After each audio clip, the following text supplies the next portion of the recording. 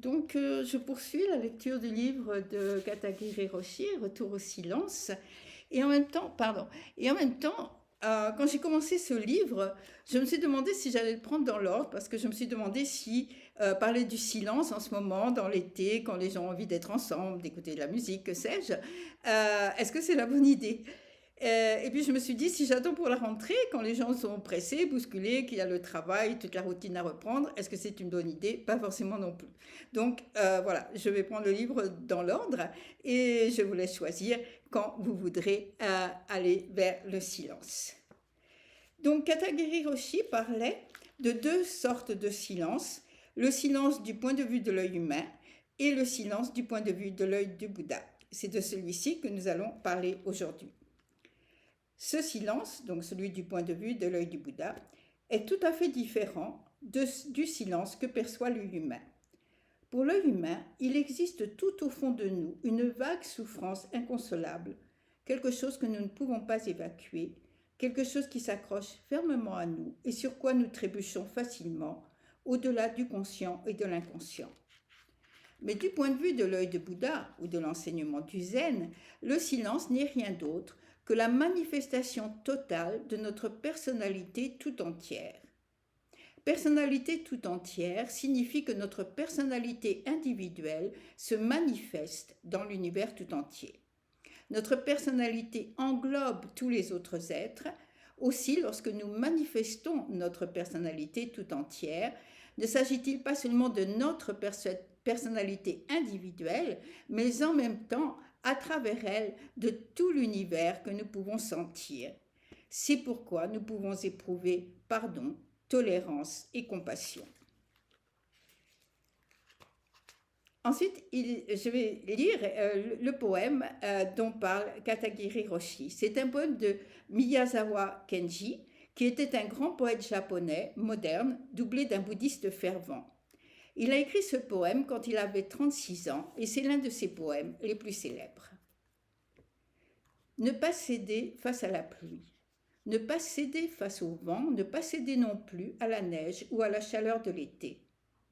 Avec un corps solide, sans avidité, sans colère, cultiver une joie tranquille.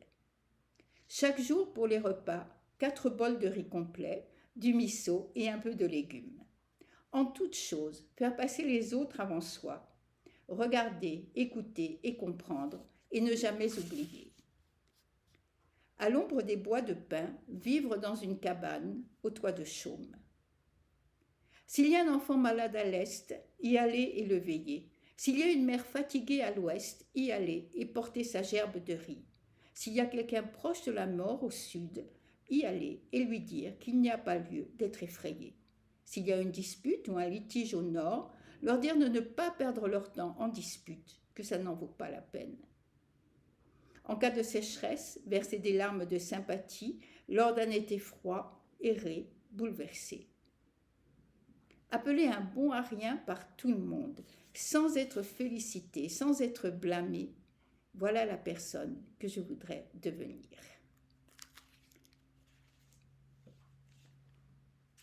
Je vous laisse avec ce poème en fait, parce que j'ai pas envie d'en dire grand chose pour commenter. Je trouve que c'est un poème absolument parfait tel qu'il est. Mais voici ce que dit Katagiri Roshi. C'est une vie très mystique, pareille au cours d'un fleuve. Elle exhale pourtant un parfum indéfinissable, inconsolable. C'est la souffrance humaine. Le bouddhisme nous enseigne qu'il faut passer par cette souffrance profonde et être touché jusqu'au cœur, alors nous pouvons faire l'expérience du silence. Mais en tant que bouddhistes, la responsabilité nous incombe d'en faire davantage. Nous devons transmuer le silence que voient les yeux humains en un silence que voit l'œil de Bouddha. Et à ce moment-là, nous pouvons voir notre vie telle qu'elle est vraiment. Nous devons rencontrer chaque moment de notre vie, lui faire face, le pénétrer, le pratiquer. Ce n'est pas de l'égoïsme, ce n'est pas une vision étroite, c'est déjà reconnaître que tous les êtres sensibles font partie de notre vie. Donc, dans le silence humain, c'est notre moi humain qui apparaît. Mais dans le silence de Bouddha, Katagiri Roshi dit « Notre personnalité individuelle se manifeste dans l'univers tout entier ». Il dit autrement, c'est ça qui est intéressant, d'explorer un peu tous les angles. Dit autrement, c'est ce que nous disait Maître Dogen, la lumière radieuse de tout l'univers devient notre lumière radieuse lorsqu'elle est mise en acte. Et mise en acte, c'est ce dont parle ce poème. Alors, lorsque tout est mis en acte, lorsque la sagesse et la compassion fonctionnent ensemble, en quelque sorte, notre personnalité englobe tous les autres êtres.